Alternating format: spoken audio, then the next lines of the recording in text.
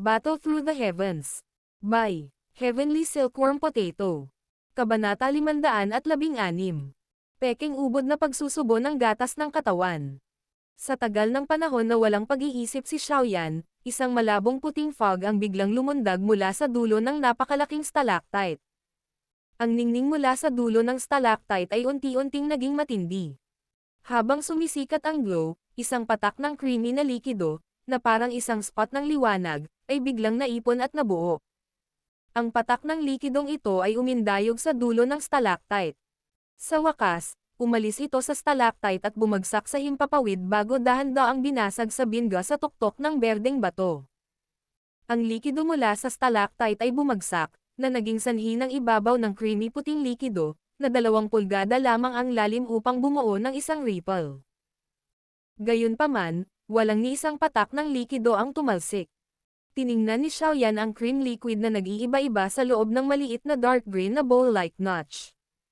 Bigla siyang nagkaintindihan. Ang binga na ito sa berdeng bato ay talagang inukit ng tumutulo na likidong stalactites. Pinunasan ng kamay ni Xiaoyan ang berdeng bato at naramdaman ang katigasan nito bago muling bumantong hininga. Gaano karaming oras ang kailangan para maukit ang gayong binga sa berdeng bato sa pamamagitan lamang ng pag-asa sa lakas ng tumutulo na tubig? Ito talaga ang kaso ng tubig na tumatagos sa bato. Kung tama ang pagkakaalala ko, ang likidong ito ay tila nangangailangan ng humigit kumulang 1 taon bago ito mabuo. Iniisip ko kung gaano karaming taon bago mapunan ang maliit na butas na ito. Marahan na bumantong hininga si Yao Lao sa gilid habang nagsasalita. Sa kanyang karanasan, hindi niya maiwasang mapabuntong hininga sa sandaling ito. Biglang naunawaan si Xiaoyan matapos itong marinig. 1 taon para sa isang patak. Talagang hindi inaasahan na ang mahinang patak ng likido kanina ay talagang pinagsama-sama ang 1 taon na halaga ng purong enerhiya. Ang kalikasan ay talagang walang kapantay na misteryoso. Guro, ito dapat ang core-quenching body milk, di ba? Ang mga mata ni Xiaoyan ay direktang tumitig sa likido sa binga habang siya ay tumatawa at nagtatanong. Oo, walang ingat na sinulyapan ni Yao Lao ang likidong naglalabas ng kakaibang puting fog at tumango. Hindi na nagdalawang isip si Xiaoyan nang makita niyang pati si Yao Lao ay tumango. Mabilis niyang inilabas ang isang bote ng jade mula sa kanyang storage ring at ibinuhos dito ang core-quenching body milk. Nang biglang tumunog ang boses ni Yao Lao sa kanyang tagiliran, gayunpaman, naging sanhi ito ng pagkatulala sa kanya nang ihinto niya ang pagkilos ng kanyang kamay. Maaaring mahalaga din ang mga bagay na ito, ngunit hindi ito ang pangunahing bagay. Mayroong mas bihirang natatanging kayamanan sa lugar na ito. Inilagay ni Yao Lao ang kanyang 2 kamay sa likod niya habang nakangiti siyang nagsasalita. May mas bihira pa ba? Natigilan si Xiaoyan. Ang kanyang mukha ay lubos na nagwawala. Kung ang isang ordinaryong tao ay makakakita ng core-quenching body milk, malamang na sila ay magiging katulad mo, na iniisip na ang tumutulo na bagay na ito ay ang asensya. Gayunpaman, hindi nila alam na kanilang itinapon ang pinakadakilang kayamanan. Sabi ni Yao Lao sa paraang nanunukso. Napangiti si Xiaoyan sa kahihiyan nang hindi niya nagawang pabulaanan ang kanyang sinasabi. Talagang naisip niya na ang kulay cream na likido sa loob ng binga ay ang pinakabihirang bagay na, hindi iniisip na may isa pang bagay na mas malaking kayamanan kaysa sa core-quenching body milk na ito. Sundan mo ako. Inangat ni Yao Lao ang kanyang ulo at pinagmasdan ang napakalaking stalactite na nakasabit sa simboryo ng bundok. Bigla niyang ikinaway ang kanyang kamay kay Xiaoyan bago dahan-daang naanod ang kanyang katawan pataas sa napakalaking stalactite. Nagulat si Xiaoyan nang makita niya ang aksyon ni Yao Lao. Nagmamadali niyang tinawag muli ang Purple Cloud Wings at maingat na sumunod.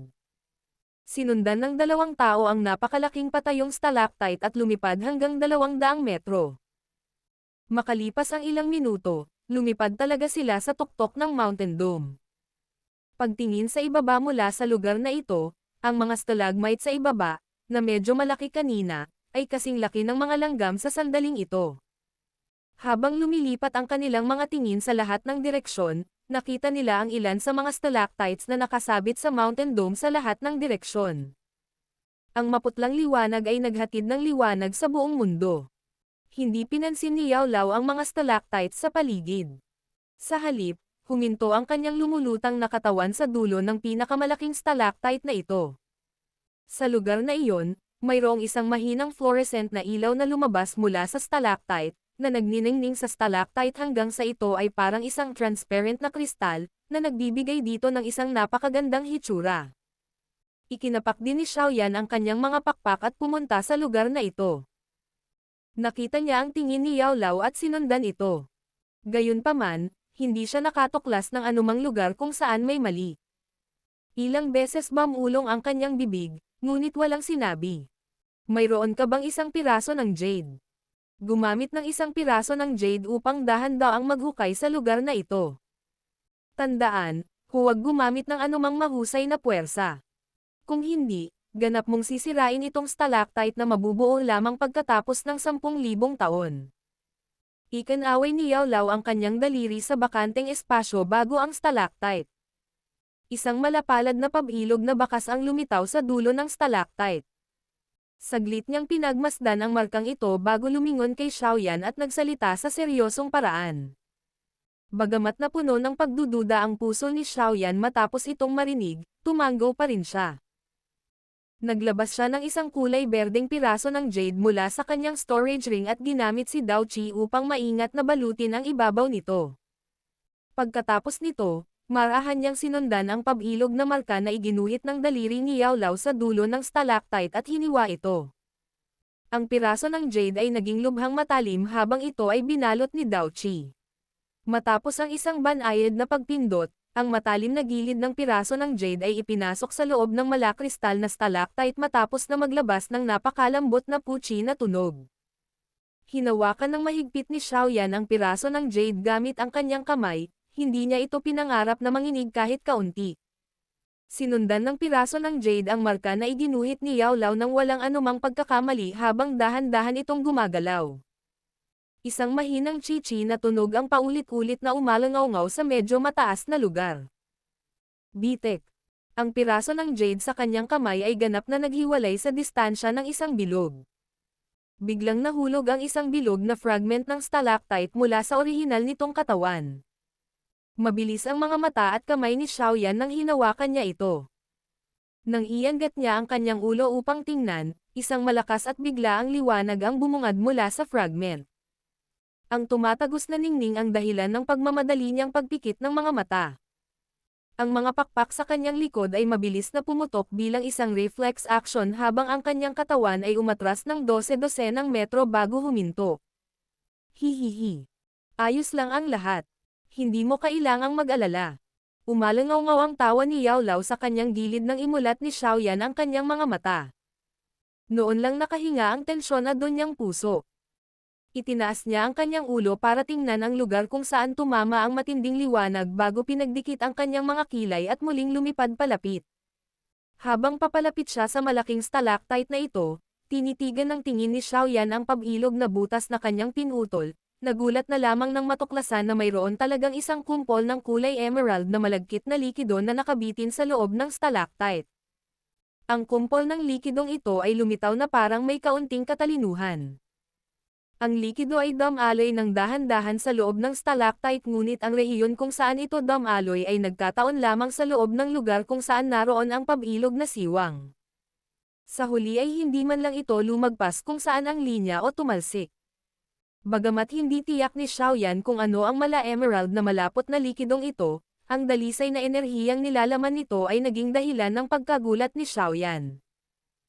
Ang ganitong uri ng purong enerhiya ay hindi bababa sa 10 beses na mas mayaman kaysa sa core-quenching body milk. Ano ito?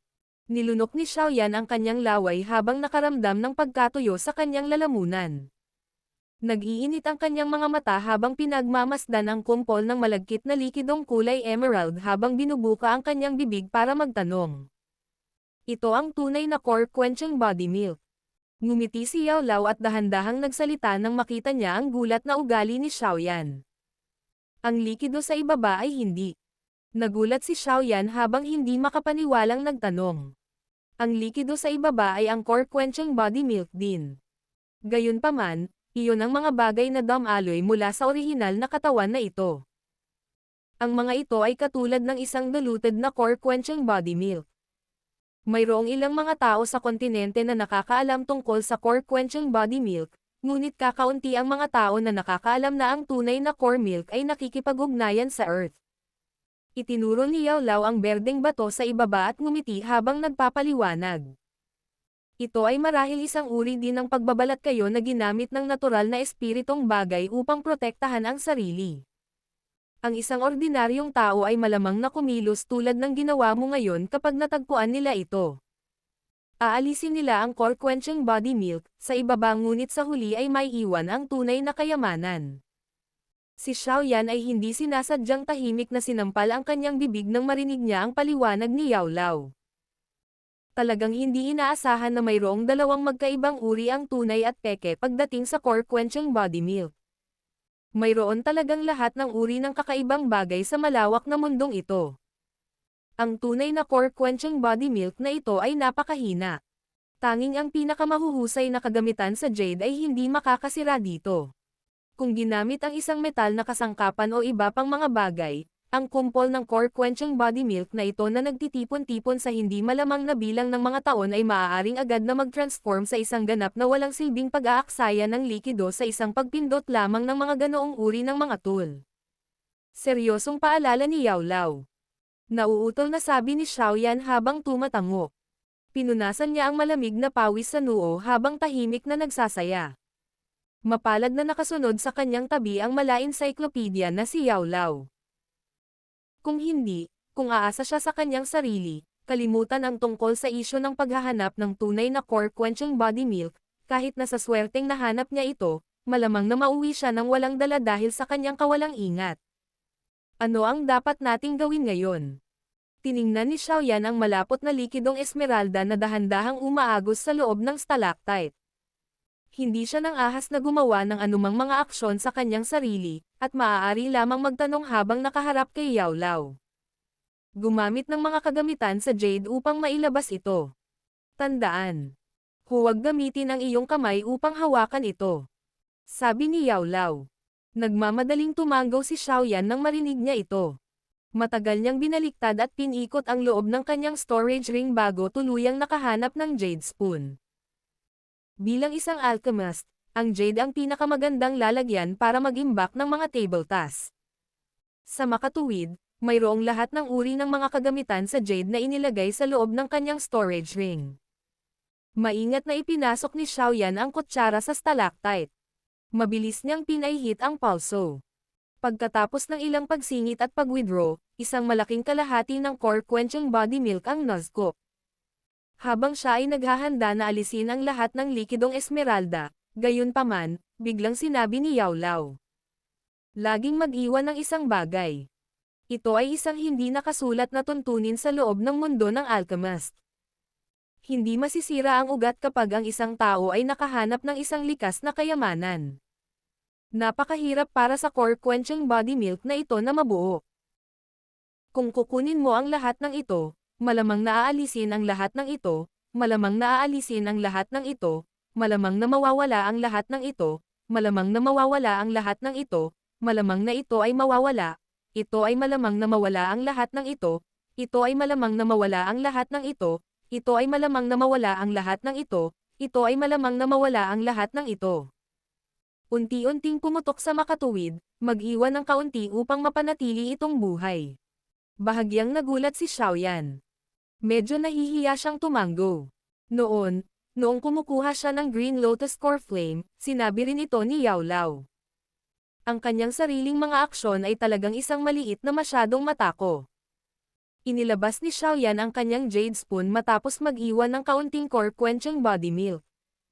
Pagkatapos nito, muli niyang ipinasok ang fragment ng stalactite sa kanyang kamay pabalik sa pinanggalingan nito. Kaagad, unti-unting nawala ang matinding liwanag at ang stalactite ay muling bumalik sa kalmado nitong ugali kanina. Ibinuhos ni Xiaoyan ang emerald liquid sa jade spoon sa isang jade bottle na may napakagandang kalidad na inihanda na niya. Nang makita niyang kusang umaagos pa rin ang likido na tila ito ay isang buhay na nilalang, sa wakas ay nakahinga ng maluwag si Xiaoyan. Pagkatapos ng maraming pagsusumikap, Ang bagay na ito sa wakas ay nasa kanyang mga kamay. Battle Through the Heavens. Kabanata 517. Muling pagpapakita ni Reyna Medusa. Lumipad pababa si Xiaoyan mula sa tuktok ng simboryo ng bundok, at muling natagpuan ang sarili sa tabi ng berdeng bato. Ang kanyang tingin ay mataang creamy white liquid sa loob ng binga. Kahit na ito ay natunaw na, ang epekto nito ay maganda pa rin. Kahit na hindi nito makamit ang epekto ng paghuhugas at pagpino ng mga buto, mayroon din itong malaking epekto sa pagpino sa katawan. Maaari mo ring kolektahin ang ilan sa mga ito. Marahil, maaari mo itong magamit kapag nagpino ka ng mga table tasks sa hinaharap. Ang boses ni Yao Lao ay umalangaw sa itaas ng ulo ni Xiaoyan. Tumanggaw si Xiaoyan nang marinig niya ito. Naglabas siya ng 2 bote ng jade mula sa loob ng kanyang storage ring at maingat na nilagyan ng kulay cream na core-quenching body milk. Matapos mapuno ang 2 bote ng jade, halos wala pang kalahati ng cream liquid ang natitira sa notch. Sinulyapan ni Xiaoyan ang natitirang likido. Saglit siyang nag-isip, ngunit hindi niya tuluyang inalis ang lahat. Maaaring dumating si Lin Shuya at ang iba pa at kunin itong core-quenching body milk sa hinaharap. Kung bumalik sila na walang dala pagkatapos ng kalahating araw na pagpapagal, walang alinlangan na magdududa sila tungkol sa pagkuha ng bagay na iba. Bukod dito, iilan lamang sa kanila at sa kanyang sarili ang nakakaalam na may kakaibang kayamanan sa lugar na ito. Bagamat hindi natatakot si Xiaoyan sa kanilang mga hinala, ang core-quenching body milk na ito ay sa huli ay isang bagay na natuklasan ni Han Yu kahit paano ito ilagay. Si Xiaoyan ay nakakuha ng magandang bargain ng walang dahilan. Talagang magiging sobra-sobra para sa kanya ang pagiging matako at kunin ang lahat. Inimbak ni Xiaoyan ang 2 bote ng diluted na core-quenching body milk sa kanyang storage ring habang ang mga kaisipang ito ay umiikot sa kanyang puso. Pagkatapos nito, hindi na siya huminto habang iniikot ang kanyang katawan at mabilis na lumipad sa landas na kanyang tinahak. Dahil pamilyar na siya sa landas noon, medyo nabawasan ng oras si Xiaoyan nang lumabas siya sa pagkakataong ito. Wala pang 20 minuto, lumabas siya sa kuweba ng bundok. Gamit ang pakpak ng kanyang mga pakpak, lumipad si Xiaoyan patungo sa labasan ng lambak. Tinanaw niya ang lugar sa di kalayuan. Nakikita pa rin niya ang malabong nakikitang 7 kulay na ningning at ang parang kulog na pagsabog ng enerhiya sa loob ng madilim na gabi. Nakahinga lamang ng maluwag si Xiaoyan nang makita niyang maliwanag pa rin ang 7 kulay na glow. Mabilis niyang ibinaba ang kanyang mga pakpak at ang kanyang katawan ay naging isang itim na anino na lumipad sa madilim na gabi nang walang anumang ingay. Makalipas ang ilang sandali, huminto ang kanyang katawan habang lumilitaw ito sa hangin sa itaas ng lambak ng bundok. Sinulyapan ng kanyang tingin ang battleground sa labas, at hindi niya maiwasang hindi makapagsalita. Sa sandaling ito, ang pasukan sa lambak ay nasira hanggang sa ito ay lumitaw na ganap na naiiba. Ang orihinal na patag na lupa ay natatakpan ng malalaking bunganga habang ang malalaking bato na nahulog mula sa pader ng bundok ay kumalat sa buong lugar. Ang kagubatan sa magkabilang panig ay nawasak din. Ang mga puno ay paalang na inilatag at tinakpan pa ang kalahati ng landas patungo sa lambak. Ang Heaven Swallowing Python ay nakakulot pa rin habang ito ay nananatili sa hangin sa loob ng battleground na ito. Walang humpay na lumabas sa katawan nito ang 7 kulay na ningning. Ang malakas na panunupil ay naging dahilan upang manginig ang lahat ng magical beast na nakatago sa isang 5 kilometrong radius. Bagamat makapangyarihan pa rin ang chi ng Heaven Swallowing Python, nakakakita pa rin ang isang tao ng ilang malalalim na peklat ng kuko sa kaliskis ng 7 kulay na ahas kung titingnang mabuti. Malinaw, ang una ay wala sa isang hindi matatalo na posisyon sa pakikipaglaban nito sa Snow Demon Sky Ape. Bumaba ang tingin ni Xiaoyan. Nang matano niya ang Snow Demon Sky Ape sa lupa, isang natigilan na tingin ang hindi sinasadyang sumilay sa mukha ni Xiaoyan. Sa sandaling ito, higit sa kalahati ng Snow White na balahibo sa hayop ay naagnas ng laway ng ahas na may malakas na acidic na katangian nito. Umagos ang sariwang dugo sa napakalaking ulo nito, na naging dahilan upang lumitaw ang orihinal na kakilakilabot na ulo na mas mabangis. Ang mga peklat na nataman ng malakas na enerhiya ay makikita kahit saan sa katawan nito. Ang ilang takot at pagod ay lumitaw sa loob ng orihinal na malaki, tulad ng parol na matangkad na pulang mata. Maliwanag, ang Snow Demon Sky Ape, na nasa mahinang estado na, ay tuluyan nang nawala ang fighting spirit nito nang humarap sa isang malakas na kalaban tulad ng Heaven Swallowing Python. Kung ikukumpara sa kahabag-habag na hitsura ng Snow Demon Sky Ape, ang maliit na pinsala sa Heaven Swallowing Python ay tila hindi gaanong mahalaga. Talagang hindi inaasahan na ang batang ito ay talagang ganito kalakas. Talagang karapat-dapat itong maging isang natatanging hayop mula noong sinaunang panahon. Tiningnan ni Xiaoyan ang pagkakaiba sa mga pinsala ng magkabilang panig at hindi sinasadyang mamulong sa pagkagulat sa loob ng kanyang puso. Ang hitsura ni Xiaoyan ay nakatawag din sa atensyon ng parehong Heaven Swallowing Python at Snow Demon Sky Ape. Ang una ay pinalawak ang dila ng ahas nito na medyo nasasabik kay Xiaoyan. Sa kabilang banda, ang huli ay nagbuga ng galit na medyo hindi mapakali. Bata, umalis ka na. Hindi pinansin ni Xiaoyan ang Snow Demon Sky Ape na umaatungal habang nakaharap sa langit. Sumigaw siya sa Heaven Swallowing Python bago agad ay pakpak ang kanyang mga pakpak. Mabilis na lumipad ang kanyang katawan patungo sa malalim na kabundukan. Ang Heaven Swallowing Python ay bahagyang nag-alinlangan sa likod niya bago itinali ang napakalaking buntot nito. Mabilis na lumiit ang 7 kulay na ningning na tumindi sa paligid ng katawan nito.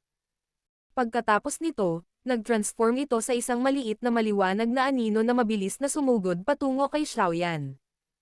Sa wakas, unti-unting naglaho ang 2 figure sa madilim na gabi, naiwan ang galit na galit ngunit walang magawa na Snow Demon Sky Ape na nasa galit na galit. Isang malaki at maliit na figure ang biglang bumaba mula sa langit sa loob ng madilim na gabi. Sa wakas, nakarating sila sa tuktok ng bundok. Lumingon si Xiaoyan at pinagmasdan ang lambak ng bundok na nawala na sa gilid ng kanyang paningin.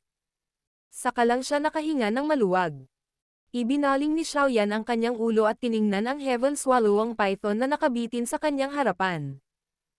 Sa sandaling ito, ang ningning ng 7 kulay na kaliskis ay tahimik na lumabo. Sa itsura nito, grabe ang pagod nito sa matinding pakikipaglaban sa Snow Demon Sky Ape kanina. Marahang hinaplos ng kamay ni Xiaoyan ang maliit na ulo ng Heaven Swallowing Python. Inilabas niya ang isang bote ng amethyst essence mula sa kanyang storage ring at ngumiti habang sinasabi. Halika, munting anak. Maganda ang ginawa mo ngayong gabi. Sa pagkakataong ito, hahayaan kitang kumain hanggang mabusog ka. Kung ito ay sa nakaraan, malamang na ang Heaven Swallowing Python ay agad na susugod kapag nakita nitong kinuha ni Xiaoyan ang amethyst essence. Gayunpaman, ang Heaven Swallowing Python ay kakaibang huminto sa hangin nang hindi gumagalaw. Isang pares ng nakakabighaning mga mata ng ahas ang sumulyap kay Xiaoyan. Tulad ng isang pakiramdam ng isang bagay na mali ang lumitaw sa puso ni Xiaoyan, isang malamig na boses ang biglang lumabas sa bibig ng Heaven Swallowing Python. Talagang tinatrato mo ako bilang isang alagang hayop sa likuran. Maaaring malamig ang boses, ngunit naglalaman ito ng manhid na pakiramdam na nagdulot ng hindi magandang apoy na sumibol sa puso ni Xiaoyan. Nang biglang tumaas ang kasuklam-suklam na apoy sa ibabang tiyan ni Xiaoyan, bigla siyang nakaramdam ng lamig na lumabas sa kanyang puso. Biglang tumitig ang kanyang mga mata sa Heaven Swallowing Python sa kanyang harapan, at natigilan siya saglit. Ang kanyang katawan ay nagmamadaling umatras sa isang bagay na parang kidlat habang binibigkas niya sa pagkabigla. Queen Medusa. Sa oras na nagmamadaling bumalik si Xiaoyan, ang Heaven Swallowing Python ay muling nagbuga ng mahinang 7 kulay na glow. Unti-unti ring gumagalaw ang katawan nito. Pagkaraan ng ilang sandali, ito ay naging isang kaakit-akit at kaakit-akit na nilalang na maaaring maging sanhi ng isang tao upang agad na maging isang hayop. Bagamat malinaw na alam ni Xiaoyan sa kanyang puso na ito ay isang magandang ahas ng tao na maaaring kumain ng mga tao sa kanyang harapan, hindi pa rin niya maiwasang makaramdam ng kaunting pagkagambala. Gayunpaman, ang nakakagambalang pakiramdam na ito ay agad na nawala nang ang isang pares ng malamig na parang yelo na mga mag-aaral ay sumulyap, na naiwan lamang ang kanyang pag-iingat at pag-iingat. Sa wakas ay huminto ang tingin ni Xiaoyan sa malamig na yelong nakakaakit na mukha, na hindi mahahanap ng isa ang anumang mga bahid. Bahagya siyang tumawa, doon ko lang napagtanto na medyo namamaos na ang boses niya. Kamahalan, Ano ang isang pagkakataon? Nagkita tayong muli. Ang sobrang hanggal na pagbati ay sapat na upang ipakita kung anong antas ng pagkabalisa ang naramdaman ni Xiaoyan sa kanyang puso. Ang takot na mayroon siya para sa babaeng nasa harapan niya ay mas malakas pa kaysa sa naramdaman niya para kay Yunshan mula sa Mystic Cloud Sect. Nagkataon lang. Gayunpaman, dapat kong pasalamatan iyon. Kung hindi mo hinayaang lumaban ang Heaven Swallowing Python sa Snow Demon Sky Ape at maubusan ng malaking lakas sa proseso, mapipigilan pa rin ako nito. Napatingin si Reyna Medusa kay Xiaoyan. Ang sulok ng kanyang makinis at pulang bibig ay itinaas sa isang mapanoksong paraan. Ibinuka ni Xiaoyan ang kanyang bibig at hindi napigilan ang pag-iisip na bigyan ang kanyang sarili ng isang sampal. Hindi inaasahan na ang salarin ay ang kanyang sarili. Nakuha mo na ba ang lahat ng mga sangkap na panggamot upang pinuhin ang Thoang Spirit Spill? Hindi pinansin ni Reyna Medusa ang pangit na ekspresyon ni Xiaoyan habang nagtatanong ito sa paraang walang pakialam. Namilog ang gilid ng mga mata ni Xiaoyan habang tumatawa siya ng mapait sa kanyang puso. Ano ang nagtitipon sa kanilang lahat? Hindi niya kailanman inilagay ang bagay na ito sa kanyang puso. Ang pag-aayos lang ng sarili niyang mga gamit ay naging abala na siya. Saan siya nakakuha ng oras para tulungan siyang maghanap ng mga sangkap na panggamot para sa Thoang Spirit Pill? Bukod dito, kahit na mayroon siyang oras, tiyak na ipagpaliban niya ito hanggat kaya niya. Kung hindi, sa sandaling makuha ng babaeng ito ang Thoang Spirit Pill at pinagsama ang kanyang espiritu sa Heaven Swallowing Python, ang unang taong malas ay malamang na siya mismo. Ang maldito na babaeng ito ay hindi kailanman itinago ang kanyang layunin sa pagpatay sa kanya mula pa noong una. Gayunpaman, naunawaan niya ito pagkatapos mag-isip ng kaunti. Sa marangal na pagkakakilanlan ni Reyna Medusa at sa kanyang mapagmataas na karakter, paano niya matitiis na maging isang alagang hayop at mandirigma na kasalukuyang pinalalaki ni Xiaoyan? Kung hindi dahil sa Thoang Spirit Pill at sa paulit-ulit na rebound ng espiritu ng Heaven Swallowing Python, malamang na matagal na siyang gumamit ng ilang sampal para mapunit si Xiaoyan.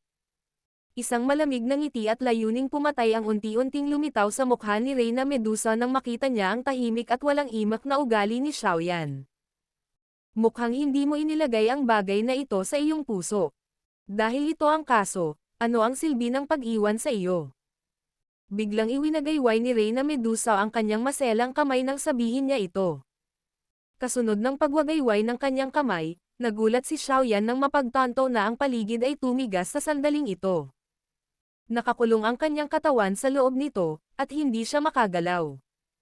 Ito ba ang tunay na lakas ng isang elite na Daozang? Mapapatatag nila ang espasyo sa pamamagitan lamang ng pagtataas ng kanilang mga kamay. Ang pagkabigla ay sumili sa puso ni Xiaoyan. Ang kanyang kaalaman sa lakas ng isang elite na si Daozang ay naging mas malalim. Malamig na tinitigan ni Queen Medusa si Xiaoyan habang nagpupumiglas siya ng buong lakas. Sunod-sunod niyang iginalaw ang kanyang mga paa, at dahan-daang naglakad patungo kay Xiaoyan. Itinaas niya ang kanyang kamay patayo at isang malabong pitong kulay na ningning ang natipon sa kanyang palad. Sa wakas, ito ay pinagsama-sama sa isang matalim na pitong kulay na longsword. Ginamit ni Xiaoyan ang lahat ng kanyang lakas sa pagpupumiglas, ngunit ang nakapalibot na espasyo ay hindi gumagalaw kahit kaunti. Nang malapit na siyang sumuko ng walang magawa, isang pamilyar, makapangyarihang spiritual na ripple ang sa wakas ay dumagsa mula sa kulay itim na singsing sa kanyang kamay. Sa ilalim ng pag-alon nitong espiritual na ripple, ang nakapalibot na parang hola na solidified na espasyo ay biglang nabasag. Nakakuha ng kalayaan ang katawan ni Xiaoyan sa sandaling ito. Hihihi. Nagagawa mong patatagin ang espasyo pagkatapos lang na umaban sa klase ng Daozang. Karapat-dapat ka talagang maging Reyna Medusa. Gayunpaman, sino ka para patayin ang disipulo ni Yao Chen dahil lang sa gusto mo? Isang matandang tawa ang dahan-dahang tumunog. Ang ilusyonaryong katawan ni Yao Lao ay bumangon mula sa maitim na singsing. Sa wakas, nasuspine siya sa tabi ni Xiaoyan habang walang pakialam niyang pinagmamasdan si Reyna Medusa sa tapat. Battle Through the Heavens. Kabanata 518. Kasunduan. Malamig na pinanood ni Reyna Medusa si Yao Lao. Gayunpaman, walang ni Katie Ting na pagtataka sa kanyang nakakaakit na mukha. Sa halip, sinabi niya ng may malamig na ngiti. Matagal ko nang naramdaman na ang taong ito ay may isang malakas na tao na nakatago sa kanyang tabi. Kaya, ito ay talagang isang espiritual na katawan. Bagamat nagsasalita siya sa ganitong paraan gamit ang kanyang bibig, dahan-daang umatras ang kanyang pasulong na mga yabag. Ang matandang ito na may ilusyonaryong katawan sa kanyang harapan ay nagbigay sa kanya ng mahinang mapang-ipong pakiramdam. Ang pakiramdam na ito ay hindi mas mahina kaysa sa ibinigay ni Yun Shan noon. Kung siya ay nasa kanyang pinakamataas na kalagayan, hindi siya matatakot sa kanya. Sa sandaling ito, gayunpaman, kailangan niyang patuloy na paghiwalayin ang ilang espiritual na lakas upang sugpuin ang espiritu ng Heaven Swallowing Python sa katawan na ito. Sa split focus na ito, medyo nabawasan ang kanyang lakas. Ngumiti si Yao Lao nang walang pakialam. Ikinaway niya ang kanyang kamay at napaatras ng kaunti si Xiaoyan. Saka lang siya ngumiti at nagpatuloy. Malinaw na rin ako sa kalagayan mo ngayon. Kaya naman, hindi na kailangang magpakita ng ganoong kahigpit na mamamatay tao na aura sa harapan ko. Bagamat ako ay kasalukuyang nasa espiritual na kalagayan lamang na may malaking pagkawala sa aking lakas, malamang na hindi ka magkakaroon ng anumang kalamangan kung tayo ay talagang lalaban. Ganun ba? Isang malamig na tawa ang pinakawalan ni Reyna Medusa. Gayunpaman, hindi siya nagpakita ng anumang iba pang galaw gamit ang kanyang mga kamay. Maliwanag, ang hitsura ni Yao Lao ay nagbigay sa kanya ng malaking pagkabigla. Ako rin, ayoko na magkaroon ng anumang alitan sa iyo. Kaya lang, wala kang karapatan na basta-basta na lang patayin ang aking alagad. Kung sa tingin mo ay hindi ka nasisiyahan sa pananatili rito, maaari kang umalis. Walang pipigil sa iyo. Nakangiting nagsalita si Yao Lao. Ang kanyang mahinahon na mga salita ay may parehong matalim na gilid. Noon, kapag gumala siya sa kontinente, kalimutan ang tungkol sa isang daozang, kahit isang piling daozon ay kailangang maging magalang sa kanya. Ang Reyna Medusa na ito ay maaaring maging sanhi ng pagkatakot ng ibang tao sa kanya, ngunit hindi siya nagdulot ng kahit kaunting banta sa kanya. Bahagyang kumunat ang noo ni Reyna Medusa nang marinig niya ito. Sa kasalukuyan, ang Heaven Swallowing Python ay may indikasyon ng pagkilala kay Xiaoyan bilang master nito. Bukod dito, hindi niya ganap na nakontrol ang katawan na ito. Wala siyang desisyon kung aalis o hindi. Bukod pa rito, ang panggamot na formula na iyon para sa Thoang Spirit Pill ay kasalukuyang nasa kamay ni Xiaoyan. Kailangan pa niyang umasa sa lakas nito kung gusto niyang mapino ang ganoong uri ng tabletang panggamot. Kaya naman, bakit siya aalis? Mayroon akong kasunduan sa kanya. Kung protektahan ko siya upang ligtas siyang makatakas mula sa mga kamay ni Yun Shan, pipinuhin niya ang Thoang Spirit Pill para sa akin. Ngayon, gayunpaman, nakalimutan na niya ang tungkol sa bagay na iyon pagkatapos ng halos isang taon. Ano ang silbi upang panatilihin ang gayong tao, ang isang tao ay hindi tumutupad sa kanyang pangako, sa paligid. Malamig na sinulyapan ni Reyna Medusa si Xiaoyan habang nagsasalita ito. Ang pagkabalisa sa puso ni Xiaoyan ay lubhang nabawasan ngayong nagpakita na si Yao Lao. Kaya naman, walang magawa niyang ibinuka ang kanyang mga kamay nang makita niya ang malamig na tingin ni Reyna Medusa. Sister, akala mo ba talaga tanga ako? Hindi ba ito ang kaso ng mas maaga kong pinuhin ang Thoang Spirit Pill, mas mabilis akong mamatay? Hihihi. Kung wala kang anumang layuning pumatay sa iyong puso, ang alagad kong ito ay lubos na ikalulugod na tulungan kang maghanap ng mga sangkap na panggamot. Hindi mo siya lubusang masisisi sa pagkalagkad ng mga bagay sa ganitong paraan. Nakangiti si Yao Lao habang nagsasalita. Natural na alam niya ang tungkol sa bagay na iyon mula sa simula hanggang sa wakas. Ngumuso si Reyna Medusa. Hindi niya pinabulaanan ang sinabi ni Yao Lao. Noon, naisip niyang patayin si Xiaoyan sa isang sampal sa sandaling pinino ni Xiaoyan ang Thoang Spirit Pill. Hihihi. Reyna Medusa. Hindi ako mag-aaksaya ng hininga sa iyo. Gusto mo ba talagang makuha ang Thoang Spirit Pill?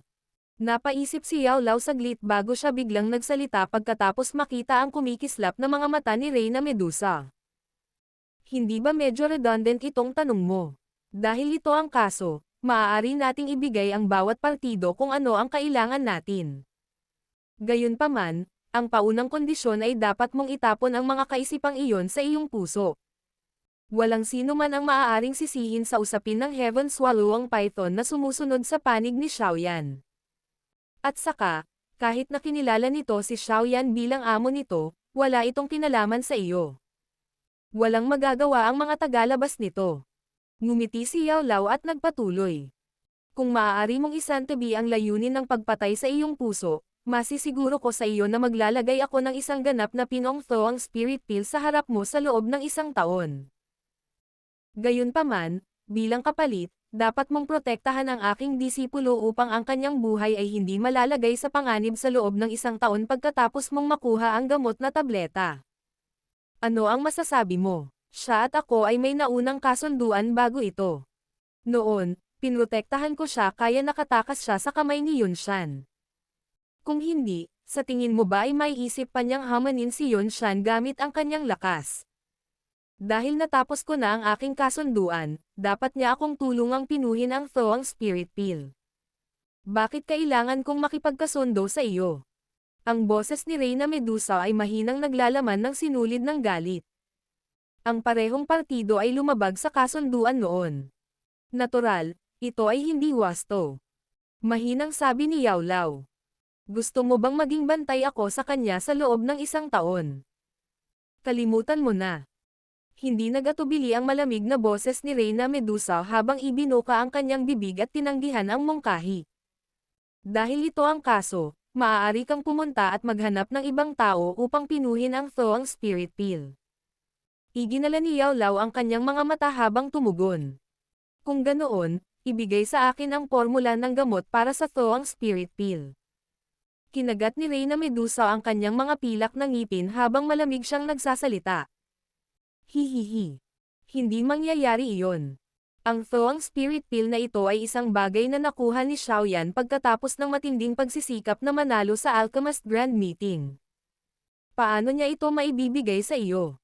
Ngumiti si Yao Lao at umiling. Medyo natigilan si Xiaoyan habang tinitigan niya si Yao Lao sa harap niya mula sa likuran. Sa kasalukuyan, may kaunting aura ng fog ang huli. Nakahinga ng malalim ng hangin si Reyna Medusa habang unti-unting naging madilim ang kanyang ekspresyon. Sa orihinal, siya ay isang taong hindi gustong mag-aksaya ng kanyang hininga. Kung hindi dahil natatakot siya sa lakas ni Yao Lao, malamang na sinalakay at pinatay niya ito. Gayunpaman, ang katigasan ng ulo ng kasalukuyang Yao Lao ay nagdulot ng isang pagpatay na layunin na muling umakyat sa kanyang puso. Habang naging malungkot ang ekspresyon ni Queen Medusa, dahan-daang lumabas sa kanyang katawan ang isang marangel na chi na ikinagulat ni Xiaoyan. Sa ilalim ng malakas na puwersang ito, ang nakapaligid na hangin ay karaniwang tumigil sa pag-agos sa sandaling ito. Pinapatahimik ang lahat. Ito ay ang pagmamalabos at mahusay na lakas ng isang elite na Daozang.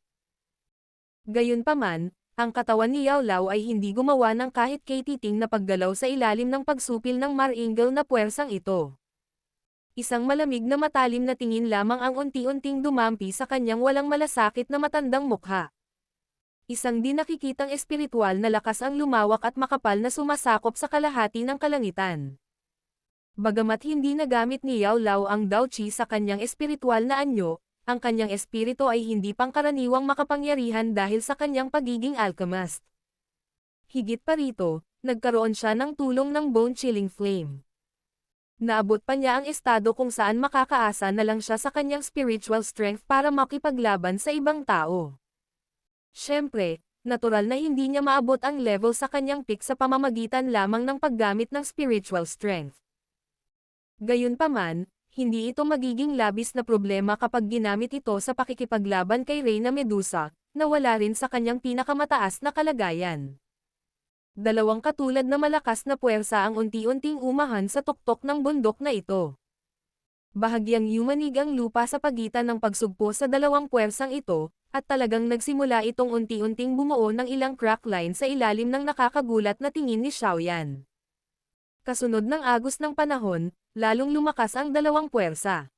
Gayunpaman, hindi na napigilan ng Instant Queen Medusa ang pag-atake, biglang nagbago ang kanyang mukha. Bumagsak din ang tense na kapaligiran sa sandaling ito. Nakahawak ang maselang kamay niya sa noo niya habang mabilis na nagbago ang ekspresyon niya. Isang pitong kulay na liwanag ang paulit-ulit na lumalabas mula sa loob ng kanyang katawan. Kalokohan. Kinagat ni Reyna Medusa ang kanyang mga ngipin ng buong lakas habang siya ay marahas na pinapagalitan. Ang Heaven Swallow ang Python ay talagang lumabas upang agawin ang kontrol sa katawan sa ganoong oras. Bukod dito, sa pagkakataong ito, talagang lumaban ito ng husto, dahilan upang wala siyang pagpipilian kundi magmadaling tipunin ang kanyang lakas upang pigilan ito. Gayunpaman, sa ganitong paraan, paano niya magagawang labanan si Yao Lao? Mukhang may naintindihan si Xiaoyan nang makita niya ang kalagayan ni Reyna Medusa. Agad siyang nakahinga ng maluwag sa loob ng kanyang puso. Ang lakas ng babaeng ito ay medyo nakakatakot. Kahit na nagawang talunin siya ni Yao Lao, malamang na mahihimbing siya dahil sa sobrang pagkapagod ng kanyang espiritual na lakas. Bagamat kasalukuyang hindi umaasa si Xiaoyan kay Yao Lao gaya ng dati, ang mayamang karanasan ni Yao Lao ay magbibigay daan sa kanya na iligtas ang sarili mula sa maraming problema kahit gaano pa ito sabihin ng isa. Ang pitong kulay na liwanag ay lalong tumindi. Sa bandang huli, maging ang nakakabighaning mga mata ni Reyna Medusa ay bahagyang nawalan ng malay. Nakahinga si Queen Medusa ng malalim na hangin at ginawa ang lahat para pigilan ang rebound ng Heaven Swallow ang Python. Malamig niyang tinitigan si Yao Lao sa kabaligtaran at walang balak na sinabi. Sige, gagawin namin ang sinabi mo. Kung maibibigay mo sa akin ang Thoang Spirit Pill sa loob ng 1 taon, poprotektahan ko siya sa loob ng 1 taon. Kung muli kang mangangako ng walang kabuluhan sa akin, hahayaan kayong lahat ng reyna na ito na magdusa ng matinding pagkalugi kahit na ipagsapalaran ko ang paghihiganti ng Swallow ang Python. Hihihi. Ito ay natural para sa pinakamahusay na tulad nito. Tiyak na ibibigay ko ang Thoang Spirit Pill sa loob ng 1 taon. Gayunpaman, ang dating ako ay umaasa na si Reyna Medusa ay hindi magiging katulad mo sa huling pagkakataon kung saan mayroon kang layuning pumatay sa iyong puso. Kung hindi, gagawin kong abo ang katawan na nahihirapan kang mag-evolve kahit na nanganganib akong mahulog sa pagkakatulog. Tumawa ng mahina si Yao Lao. Ang kanyang pagtawa ay naglalaman nga ng napakayaman na banta. Matapos tumunog ang kanyang mga salita, isang makapal, puting kulay na apoy ang sumabog mula sa kanyang katawan at agad na pinulupot sa paligid nito upang palakasin ang kanyang lakas. Unti-unting bumangon ang siksik na kulay puti na apoy. Bagamat malakas ang pagsikat ng apoy, sa huli ay nagbigay ito sa isang tao ng kakaibang malamig na pakiramdam kapag tiningnan ito ng isa. Heavenly Flame. Bahagyang nagbago ang mukha ni Reyna Medusa nang makita ang siksik na puting kulay na apoy na iyon. Malaki ang pinagbago ng kanyang tingin. Sa sandaling nagdusa sa ilalim ng Green Lotus Core Flame, natural na alam niya kung gaano nakakatakot ang ganitong uri ng apoy. Bagamat ang siksik na puting kulay na apoy na ito sa kanyang harapan ay walang init ng Green Lotus Core Flame sa ibabaw nito, ang uri ng kakaibang visual na pakiramdam mula rito ay naging dahilan upang matakot si Queen Medusa na maliitin ito. Hanggat pareho kayong hindi sisire sa inyong mga pangako, natural na tutuperin ng reyna na ito ang kanyang pangako. Sana ay makakita ako ng tunay na Thoang Spirit Pill sa susunod na paggising ko. Walang pakialam na sagot ni Reyna Medusa. Ang pitong kulay na ningning sa loob ng kanyang katawan ay biglang sumabog. Gumalaw na naman ang katawan niya. Pagkaraan ng ilang sandali, ang nakakapangakit, nakakabighani, nakapaligid na nakamamanghang nilalang ay muling nagbagong anyo sa maliit na pitong kulay na ahas na mahigit 1 talampakan lamang ang haba. Ang Heaven Swallow ang Python na nagbagong anyo pabalik sa kanyang anyo ng ahas ay bahagyang nanginginig sa kanyang buntot. Ang katawan nito ay lumitaw sa gilid ni Xiaoyan na kasing bilis ng kidlat. Pinahaba nito at binawi ang dila ng ahas sa huli. Tila may malatao na pag-aalala sa loob ng nakakabighaning mga mata ng ahas. Markang paywa, hihihi. Ayos lang ako. Pinunasan ni Xiaoyan ang Heaven Swallow ang Python sa magiliw na paraan habang nagsasalita siya ng mapait na ngiti. Bata, salamat sa iyo. Kung hindi, natatakot ako na hindi maiiwasan ang isang mahirap na labanan. Gayunpaman, hindi bababa sa nasabi na natin ang lahat ng dapat sabihin. Sa hinaharap, hindi na natin kailangang mag-alala kung bigla ba siyang darating at papatayin ako. Maaaring malamig at walang puso si Reyna Medusa, ngunit siya ay labis na ipinagmamalaki. Malamang na hindi siya babalik sa kanyang mga salita. Lumingon si Yao Lao at ngumiti habang kausap si Xiaoyan. Sana ay mangyari iyon. Bahagyang tumanggaw si Xiaoyan.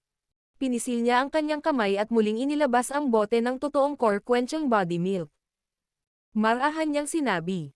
Kung kaya ko bang makapasok sa klase ng Daoling ng sabay-sabay ay nasa bagay na ito. Battle Through the Heavens. Kabanata 519. Paghahalo ng medicinal liquid. Tiningnan ni Xiaoyan ang isang malaking palanggana na gawa sa kahoy na inilagay sa harap niya sa loob ng isang maluwag at maliwanag na kuweba ng bundok. Ang kahoy na palanggana ay napuno ng isang transparent at malinis na tubig na nagpapahintulot sa isa na makita ang base nito. Sa gilid ng kahoy na palanggana ay isang simpleng istenteng gawa sa kahoy. Iba't ibang uri ng sangkap na panggamot ang inilagay dito. Sa isang sulyap, malamang na mayroong mahigit 10 iba't ibang uri ng mga sangkap na panggamot. Si Xiaoyan ay gumugol ng halos 3 araw upang hanapin ang mga sangkap na ito sa gamot. Ibigay sa akin ang core-quenching body milk. Iniabot ni Yao Lao ang kanyang kamay kay Xiaoyan at inutusan siya pagkatapos niyang masuri na natipon na ang lahat ng kinakailangang sangkap na panggamot. Nagmamadaling inilagay ni Xiaoyan ang bagay sa mga kamay ni Yao Lao nang marinig niya ito. Hawak ng huli ang bote ng jade na punong-puno ng core-quenching body milk. Tinitimbang niya ito ng kaunti bago binuksan ang takip. Isang mahinang esmeralda na fog ang agad na naanod, bago tuluyang nagkukumpulan sa bakana ng bote. Hindi ito nawala sa mahabang panahon. Nakahinga ng malalim si Yao Lao sa fog na ito, naramdaman lamang niya ang bahagyang mainit na agos na dumadaloy sa kanyang espiritu. Hindi niya sinasadyang pinuri. Tunay na karapat-dapat itong maging isang espiritual na bagay na nagtipon ng lakas ng lupain. Sa katunayan, ito ay mayaman at dalisay. Hindi nakakagulat na nagtataglay ito ng kakaibang epekto ng paghuhugas at pagdadalisay ng mga buto ng isang tao. Bahagyang ikiling ni Yao Lao ang bote ng jade pagkatapos magbigay ng papuri. Maingat niyang ibinuhos ang 10 patak ng mala emerald na likido sa kahoy na palanggana. Matapos ang 10 patak ng likidong esmeralda na ito ay umalis sa bote, ang likido sa bote ay nabawasan ng halos 1 kapat.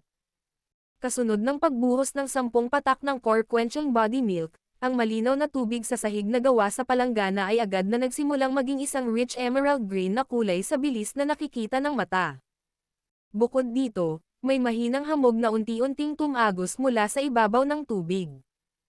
Ang hamog na ito ay kakaibang hindi nawala sa loob ng mahabang panahon.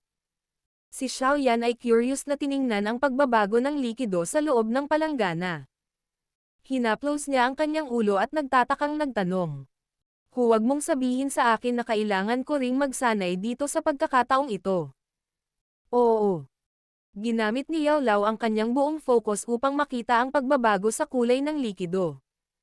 Walang ingat niyang sinabi. Ang lakas ng core-quenching body milk ay napakahusay.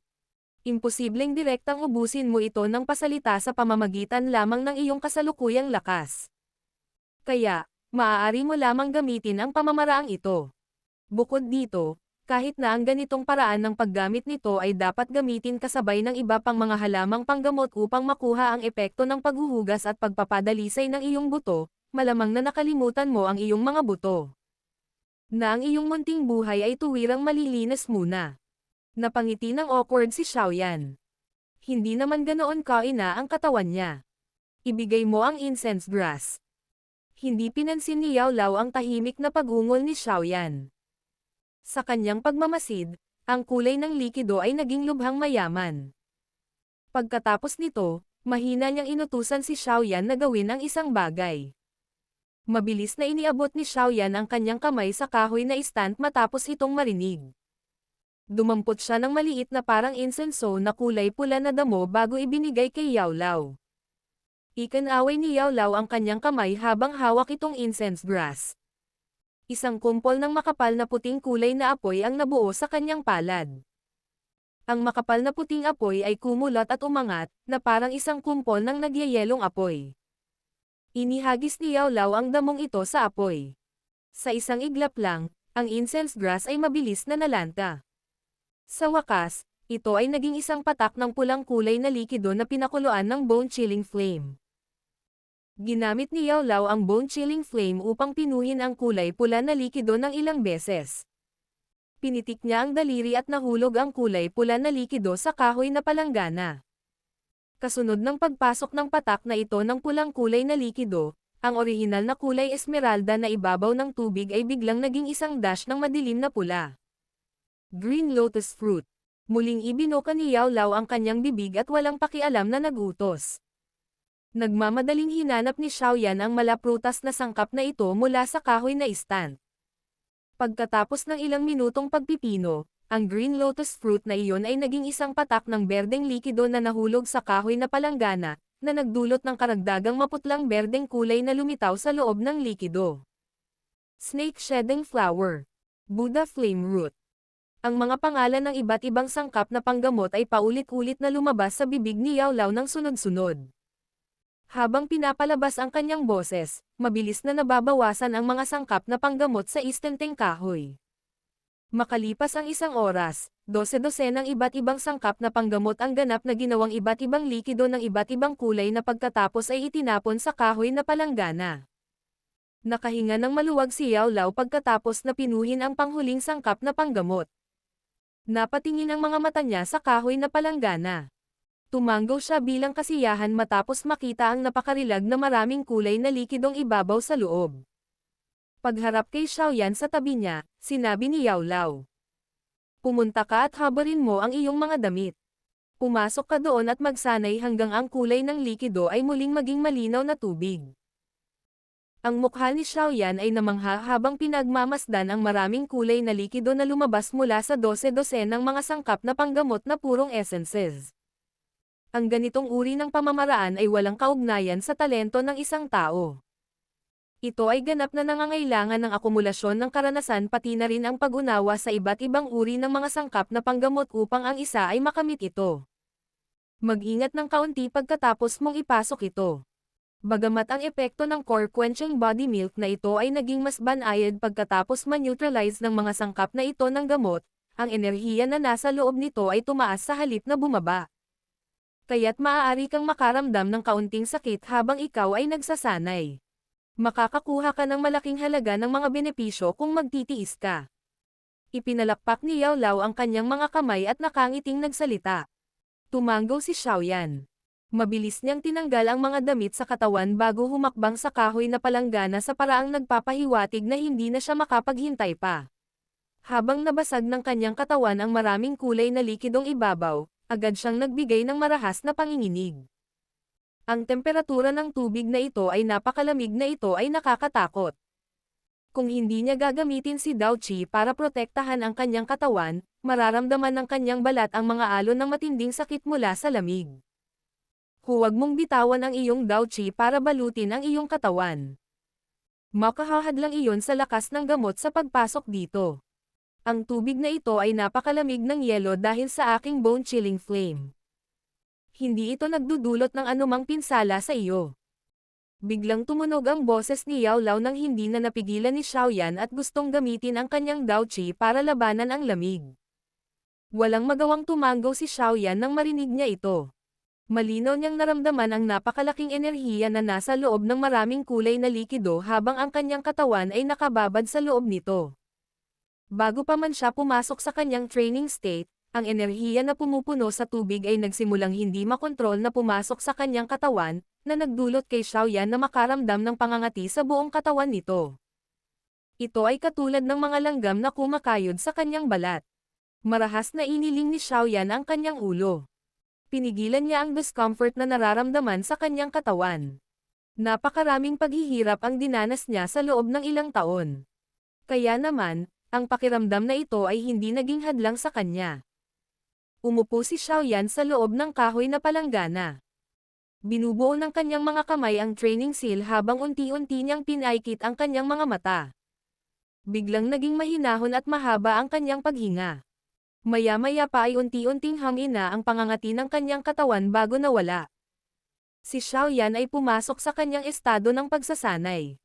Tiningnan ni Yao Lao si Xiaoyan, na pumasok sa training state, mula sa gilid ng wooden basin. Ngumiti siya at tumango habang mahinang sinabi. Bagaman may napakalaking pakinabang sa paghuhugas at pagdalisay ng iyong mga buto, mayroon ding kaunting pagdurusa sa prosesong ito. Ang iyong daraanan sa unahan ay magiging patag kung magtitiis ka dito. Kung mabibigo kang magtiis dito, hindi lamang masasayang ang lahat ng iyong pagsisikap, kundi ang chi path sa iyong katawan ay maaaring magpakita rin ng ilang mga palatandaan ng kapinsalaan sa iyong buhay. Maaaring mauwi sa isang sitwasyon kung saan mas marami kang natatalo kaysa sa natamo mo bagamat may ilang mga panganib. Kung hindi mo sasagutin ang panganib at nagtataglay ng walang takot na puso sa iyong paglalakbay sa pagsasanay, paano ka makakalakad ng malayo? Sa pagpasok ni Xiaoyan sa kanyang kondisyon sa pagsasanay, ang maraming kulay na tubig sa wooden basin ay biglang napuno ng maliliit na bula. Ilang sandali pa, lalong tumindi ang pag-aalsa ng mga bula. Ang paraang iyon ay parang nasa kumukulong tubig ang katawan ni Xiaoyan. Gayunpaman, ang kumukulong tubig na ito ay nagdulot kay Xiaoyan na makaramdam ng walang katulad na lamig. Sa sandaling lumundag ang mga bula, biglang tumahimik ang katawan ni Xiaoyan. Malinaw niyang naramdaman na ang hindi masusukat na dami ng purong enerhiya sa loob ng likidong ito ay tila nakatanggap ng puwersa ng pagsipsip habang sinusundan nito ang bahagyang nakabukas na mga pores sa katawan ni Xiaoyan. Pilit itong bumuhos sa katawan niya. Naramdaman ni Xiaoyan na ang kanyang balat ay naging masakit na namamaga dahil ang enerhiyang Dom Alloy ay napakalaki. Gayunpaman, ang dalisay na enerhiyang ito na dumagsa ay hindi tumigil dahil lamang sa kanyang nararamdaman. Sa halip, nagsimula itong bumuhos sa kanyang katawan sa mas mabangis na bilis. Habang ito ay nakatransverse sa kanyang katawan, maraming bakas ng scurry ang namumulot ng random sa ilalim ng kanyang balat. Ang hitsura na iyon ay parang maraming maliliit na ahas ang nakatago sa ilalim ng kanyang balat, na lumilitaw na lubhang nakakatakot. Natural na hindi maramdaman ni Xiaoyan ang kanyang ganid, nakakatakot na panlabas na anyo. Kasalukuyan lang niyang magagamit ang lahat ng kanyang lakas para umikot ang kanyang isipan at pagmasdan ang paggalaw sa loob ng kanyang katawan. Ang maraming kulay na napakarilag na enerhiya na dumagsa sa katawan ni Xiaoyan ay hindi sumunod sa alinman sa utos ni Xiaoyan. Sa halip, sumingit ito sa lahat ng buto sa katawan ni Xiaoyan sa paraang nagdulot sa kanya na tila may partikular na target. Anumang buto na nadikitan nito ay agad na magiging maraming kulay. Sa ilalim ng maraming kulay na ito, malabo na naramdaman ni Xiaoyan na may pumapasok sa kanyang mga buto at nagdodoping sa mga ito. Si Xiaoyan ay walang anumang paraan para pigilan ang mga pagkilos ng enerhiyang ito. Sa makatuwid, walang ibang pagpipilian si Xiaoyan maliban sa panoorin lamang ang dumaraming dami ng kanyang mga buto na nagiging maraming kulay. Wala pang 10 minuto, ang mga buto sa katawan ni Xiaoyan ay halos natakpan na ng maraming kulay na enerhiyang iyon. Sa isang sulyap, ang bawat bahagi ay puno ng iba't ibang kulay, na tila kakaiba. Biglang nanginig ang puso ni Xiaoyan nang makaramdam siya ng kaunting kawalang katiyakan sa mga pagkilos ng enerhiyang ito. Nararamdaman niya na ang kanyang mga buto ay tila biglang nasunog. Isang matinding kirot ang mabilis na lumabas sa kanyang mga buto. Sa wakas, kumalat ang sakit sa bawat sulok ng kanyang katawan. Mariing itinikom ni Xiaoyan ang kanyang mga ngipin. Ang kanyang katawan, na naka-cross-leg sa loob ng kahoy na palanggana, ay nagsimulang bahagyang manginig. Isang hindi pangkaraniwang makinis na pamumula ang lumabas din sa kanyang balat. Puno ng malamig na pawis ang kanyang noo. Sa wakas, nagsimula itong gamulong pababa sa kanyang mukha, tulad ng isang ambon, bago nahulog sa kahoy na palanggana. Noon lang niya naintindihan kung bakit sinabi ni Yao Lao na magkakaroon ng kaunting sakit. Gayunpaman, ang kaunting sakit na ito ba ay hindi masyadong sobra? Ang mga sulok ng mata ni Yao Lao ay hindi sinasadyang umangat habang pinagmamasdan niya ang pagkilos na ito ni Xiaoyan habang nakatayo sa labas ng kahoy na palanggana. Agad siyang nagpakawala ng mahinang buntong hininga. Sa mahinang boses, sinabi niya, "Munting, kailangan mong manatili. Kung matagumpay ang paghuhugas ng mga buto, makakapagligtas ka ng malaking problema kapag sumulong ka sa klase ng dawang sa hinaharap. Battle Through the Heavens. Kabanata 520. 9-star Dadoshi. Ang pagiging nasa isang pagan. Ito ang kasalukuyang nararamdaman ni Xiaoyan. Bukod dito, ang apoy na ito ay talagang tumataas mula sa kanyang mga buto. Ang sakit na iyon ay naging sanhi ng paglanghap ni Xiaoyan ng malamig na hininga ng hangin. Ang maraming kulay na panggamot na likido sa loob ng sahig na gawa sa palanggana ay lalong bumubula. Bukod dito, maaari pang ang gamitin ng isang tao ang kanyang mata upang makita ang mga thread ng napakaliit na enerhiya na mabilis na dumadaloy sa tubig bago tuluyang sumingit sa balat ni Xiaoyan. Pagkatapos ay nawala sila sa isang iglap. Ang lakas ng enerhiya na nasa loob ng medicinal liquid ay isang bagay na tahimik pa rin niyang ikinagulat.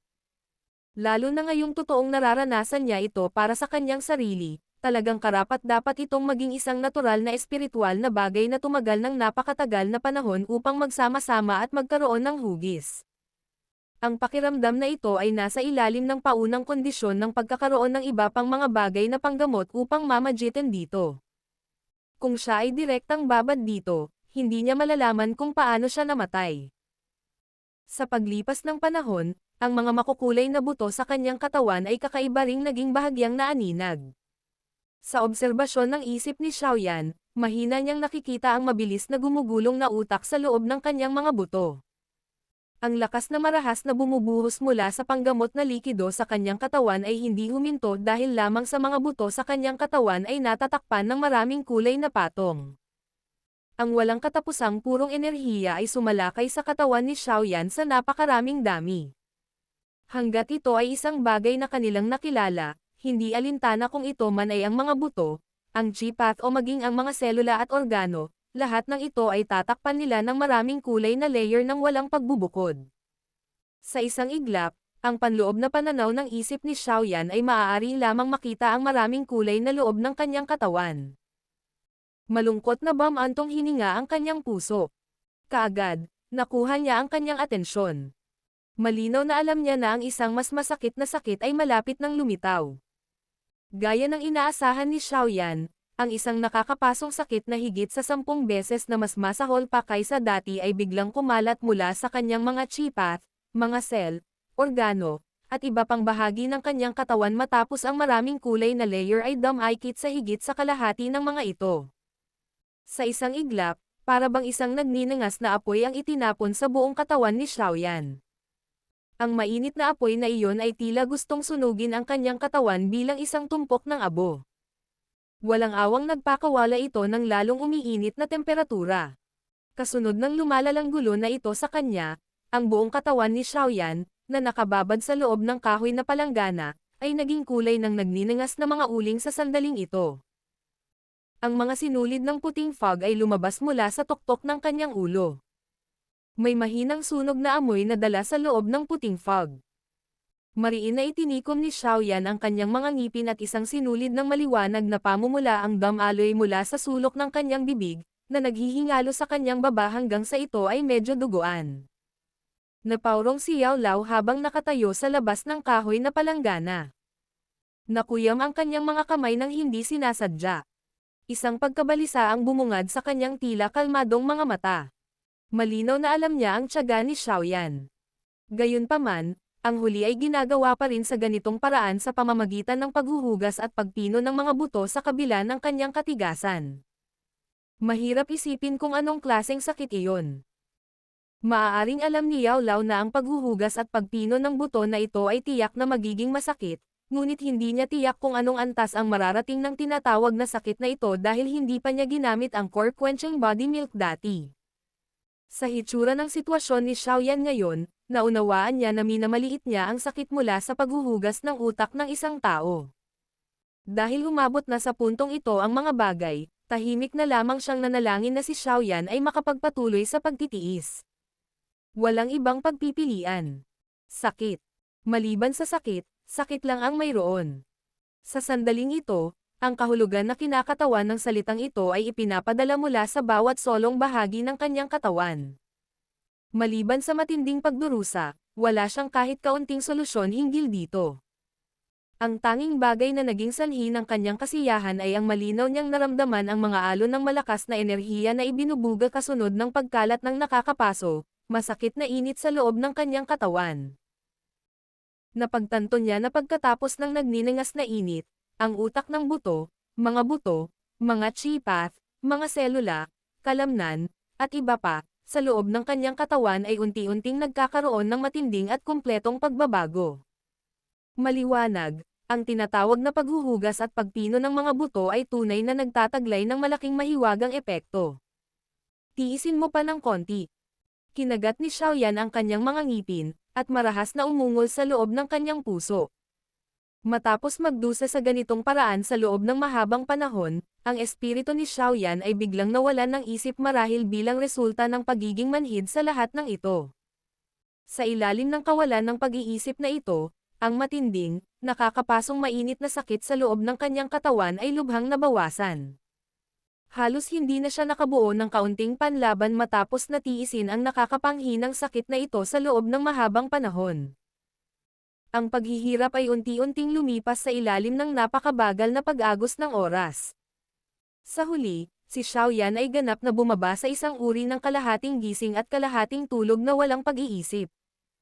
Ang ganitong pakiramdam na malapit sa isang estado ng pagkawala ay naging dahilan upang makalimutan niya ang tungkol sa konsepto ng oras. Ang tanging naramdaman niya ay ang kanyang mga buto, ugat, selula, at iba pa, ay unti-unting nagiging dalisay at tumitigas sa ilalim ng pag-ihaw nitong nakakapasong sakit. Inilagay ni Yao Lao ang kanyang kamay sa kanyang likuran habang nakatayo siya sa loob ng kuweba ng bundok. Tumayo siya sa labas ng kahoy na palanggana nang hindi gumagalaw. 3 araw na ang nakalipas mula nang pumasok si Xiaoyan sa kahoy na palanggana. Wala pang hakbang si Yao Lao sa 3 araw na ito. Lahat ng atensyon niya ay nakatuon kay Xiaoyan. Shoo! Isang 7 kulay na liwanag ang biglang sumilay sa kuweba mula sa pasukan nito. Sa wakas, nagtagal ito sa itaas ng kahoy na palanggana. Tinitigan ng Heaven Swallow ang python si Xiaoyan na ang buong katawan ay parang nagninangas na uling. Hindi sinasadyang sumirit ito habang lumalawak at binawi ang dila. May ilang pag-aalala sa mga mata ng ahas na iyon. Hindi na kailangang mag-alala. Naranasan na niya ang pinakamasakit na panahon. Ang mga bagay pagkatapos nito ay magiging mas maayos. Napangiti si Yao Lao. Nabaling ang kanyang tingin sa likidong panggamot sa loob ng kahoy na palanggana. Pinag-aralan niya ang mas maputlang kulay ng medicinal liquid habang nagsasalita siya. Ang Heaven Swallow ang python ay nagpalawak at binawi ang kanyang dila ng ahas, na tila naintindihan ang mga salitang iyon. Pagkatapos nito, ikanaway nito ang buntot bago kumislap palabas ng kuweba ng bundok. Gusto nitong tumulong na protektahan si Xiaoyan sa labas ng mundo at pigilan ang anumang bagay na makagambala sa kanya. Muling damako ang tingin ni Yao Lao sa katawan ni Xiaoyan matapos niyang makitang umalis ang Heaven Swallow ang python. Marahan niyang sinabi. Mukhang malapit na. Ang nakakapasong sakit na tila nagngangalit na apoy ay hindi na mamalayang hangina sa katawan ni Xiaoyan. Pagkaraan ng mahabang panahon, tahimik na hangina ang nakakapanging sakit bago nawala. Nang mawala ang nakakapanghinang sakit, biglang nagising ang isipan ni Xiaoyan, na nalilito. Ang kanyang isip ay nagmamadaling lumipad sa kanyang katawan, at siya ay natigilan ng mapagtanto na ang maraming mga kulay, na orihinal na tumatakip sa kanyang katawan, ay ganap na nawala. Ang mga buto, ugat at iba pang bahagi ng kanyang katawan ay nagbuga ng mahinang fluorescent glow.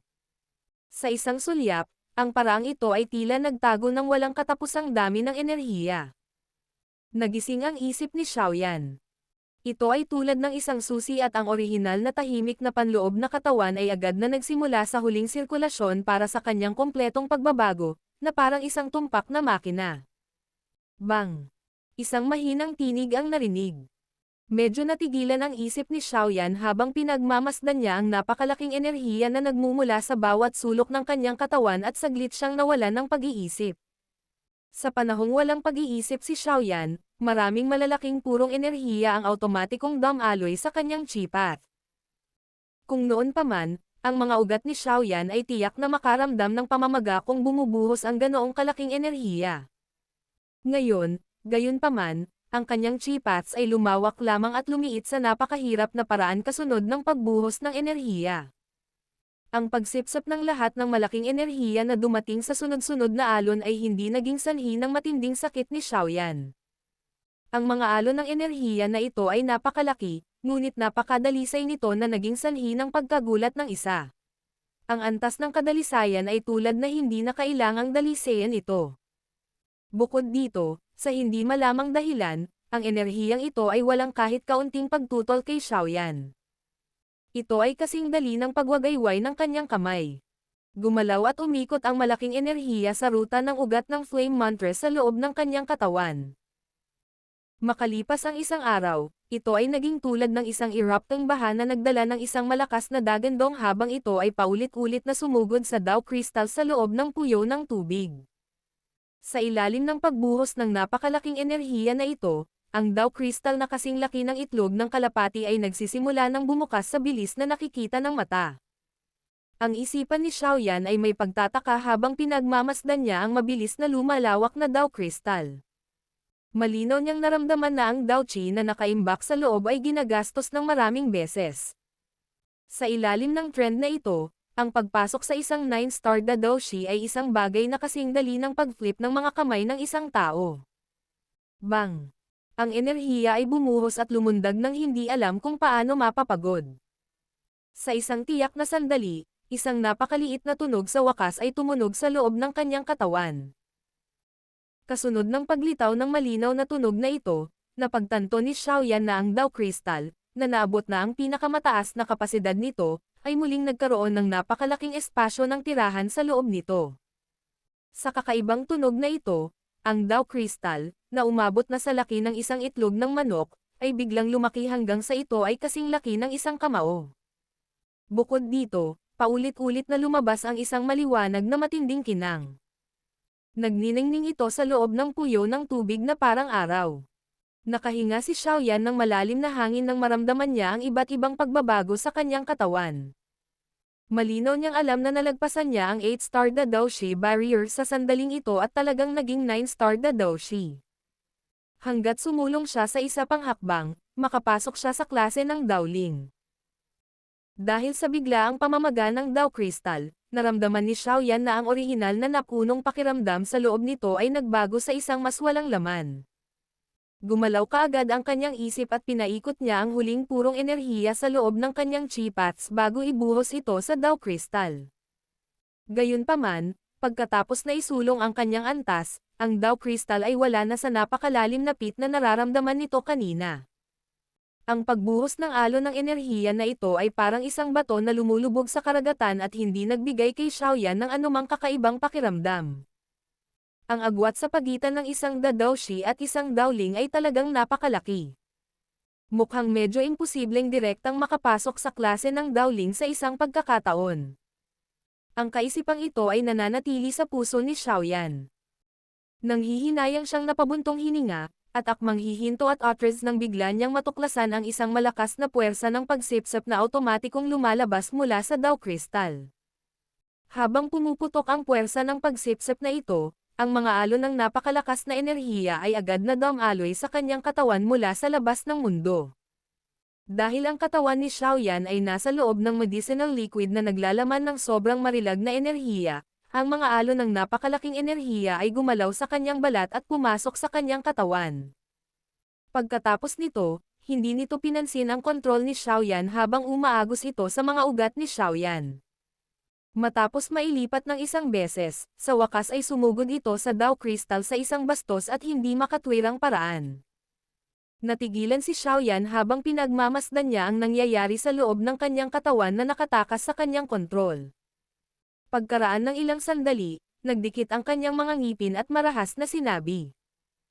Kung gusto mong kunin ang enerhiya, pagkatapos ay ipasok mo ito hanggang sa ikaw ay mabusog. Kung mayroon kang kakayahan, tanggapin ito hanggang sa makalusot ako sa klase ng Daoling. Sa sandaling tumunog ang mga salitang ito, na-activate ng isip ni Xiaoyan ang Flame Mantra Chi Method at nagpalipat-lipat ng enerhiya. Kasunod ng sirkulasyon ng Chi Method, ang enerhiya na hindi mapigilan na bumubuhos sa kanya ay naging mas ligaw.